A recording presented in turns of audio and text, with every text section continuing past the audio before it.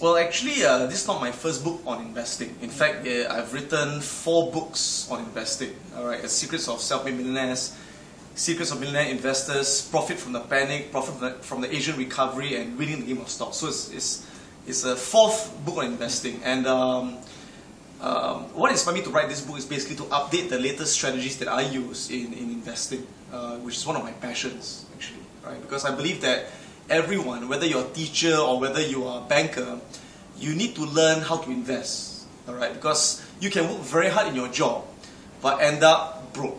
Okay? Because one day you could get retrenched, or inflation eats away at your savings. So if you have got no way to invest, all your hard work is wasted. And I always tell people that investing is not just for people who want to be rich. It's for people who want to be secure, financially secure, and to be able to provide the best for their family. And it's my way of sharing what I can while I'm still here.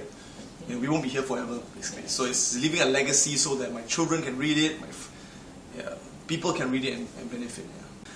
Well, if you take a look at, what can you invest in? Whatever you want to invest in, you have to beat inflation, basically, right? So you can invest in real estate, and in fact, I talk about real estate in the book, but investing through what called REITs. Because a lot of people, they can't afford to buy a lot of real estate.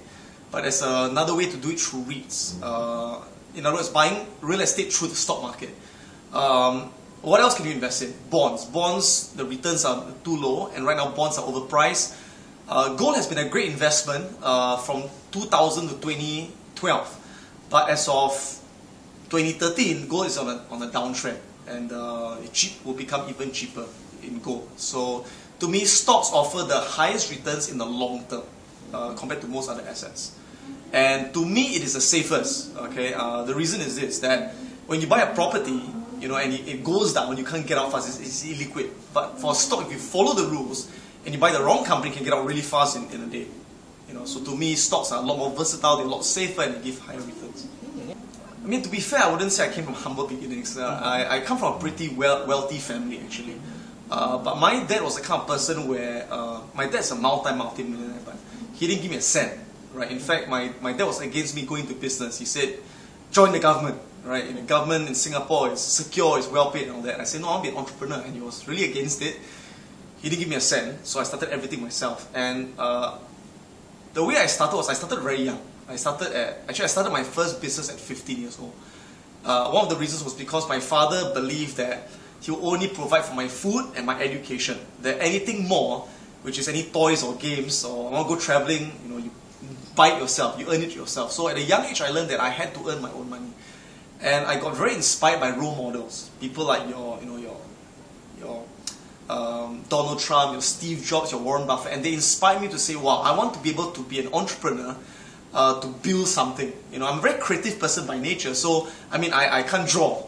So to me, creation comes in writing, in creating businesses, in building wealth. And that's how I express my creativity, so to speak. Yeah, and the one of the keys that helped me was the ability to model and learn from people. All right. In fact, everything I know, I didn't invent it. I learned it from someone else. And I had the ability to have great models to teach me the way of how to build businesses, of how to invest the right way. And that gave me a shortcut. So what normally takes people maybe 20 years, I did it in like 4 years. Wow. I would say the best piece of advice is to invest in yourself more than before you invest in anything else. And actually this advice came from a quote by Warren Buffett that says, you are your greatest investment. A lot of people spend money upgrading their handphone, upgrading their car, upgrading their wife, or whatever they call it, right? But very few people invest in upgrading themselves, in their skills, their knowledge. And that's one thing I do. In fact, by the way, I hate shopping. I think it's a waste of time. I only go to shopping center maybe like twice a year and buy everything I need for the year. I see it more as necessary. I don't enjoy shopping. But I go crazy when I go to a bookshop. I go insane, right? When I go to a bookshop, I'm like a kid in a candy store. I'll buy. And each time I go to the bookshop, I can spend up to $1,000 on books.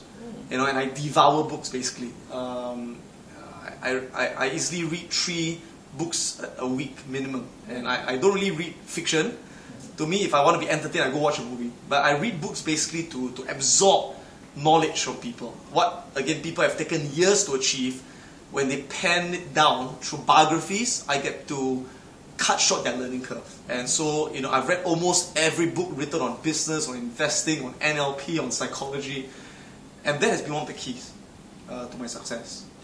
There's no one important quality. I think it's a set of very important qualities, and one of them is to be able to work very, very hard. All right. To be great in anything, you have to put in minimum 10,000 hours into doing that one thing again and again and again, be it golf or investing or that. And if you calculate how long it takes to hit 10,000 hours, basically if you do it 4 hours a day, it takes about 9 years. And most people don't have that kind of resilience to do something again and again. All right? And so it takes a lot of hard work. But for you to be very hardworking at something, you've got to be very passionate about it.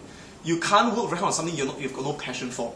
So it's related. You have to find what you're passionate about, whether is it writing or sewing or investing, and focus on that, and until you become great in it. Misconceptions about wealth. Okay. I think that the main misconception people have is that money will buy you happiness, or money will make you happy, and that is totally not true. Okay. Money and happiness have got nothing to do with each other. In fact, the more money you have, sometimes you don't become happy. You become more miserable. In fact, so I believe you got to be happy first. You got to be a happy person first. You got to love what you do. You got to love people. Then the money will come, and then you enjoy the money. All right. So unless you're first happy with what you do, you will not again put in the hard work to create the wealth. Because if you are stressed, I must make the money, and you're stressed up, and you hate what you do, and I got to do it because of the money, you never make it. Okay, I would say the first habit is about spending less than you earn. Whatever it is you earn. So, it's a habit you develop. So, for example, ever since I was young, and when I was young, I earned very little, right? I earned maybe $1,000 at the time. And I would always save 50% of it. And if I earn 10,000, I'll save 50% of it. If I earn 10 million, I'll save 50% of it. So a lot of people say that I can't save because I earn too little. I must earn a lot before I can save. I say that's not true. If you can't save 20 cents out of $1, you can't save 200,000 out of $1 million. So you have to start that habit while you have small money first. Right? So that's the first habit. Again, the second habit of being wealthy, being successful, is to continuously upgrade yourself by feeding your mind, by constantly improving yourself, learning new things, experimenting with new things. And I think the other thing would be the ability to constantly do more than expected. A lot of people, they do what is expected, or they do less than expected, but you got to do more than what is expected of you. And if you expect more from yourself than anyone could expect from you, that's how you become great in anything you do. Actually, for me, my work is my play. So I don't have to get out of work to relax, because I'm at my most relaxed when I'm doing what I do, which is trading. I trade the markets.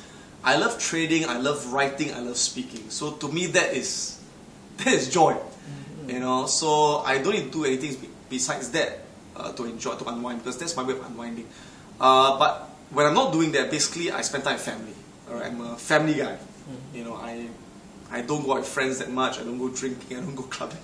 I'm a family guy. Spend time with my kids, play with them, and bring my family out to amusement parks and all that. My biggest achievement is, again, going back to the fact that I get to do what I love every day. That's my biggest achievement. It's not the money I've made. It's not the business I've built. It's the fact that I get to do what I love every single day. Actually, I'm very impressed with it because I saw that there are a lot of people coming, and they were so hungry to learn, and they were so eager to participate. And I think it's great that Popular is a proponent of creating this kind of book fairs that continues to fire this spirit of people reading. Because unfortunately, I think people now with the iPads and the iPhones, they have built a habit of going online and playing games, and a lot have lost the habit of reading over the years. And we need champions to continue to get people to read, because that is the way you grow. And it's great that you guys have this event, and keep doing it. Thank you so much, Mr. Adam Khoo. We really appreciate it. Hi, I'm Adam Khoo, and I love reading.